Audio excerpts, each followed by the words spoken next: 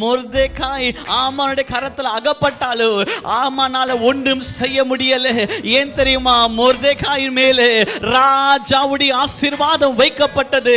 எந்த ஆமான் மொர்தெகாயை கொலை செய்ய வேண்டும் என்று நினைத்தானோ அதே ஆமானுடைய கரத்திலிருந்து கர்த்தர் மொர்தெகாய்க்கு ஒரு மகிமையை கொடுத்தா.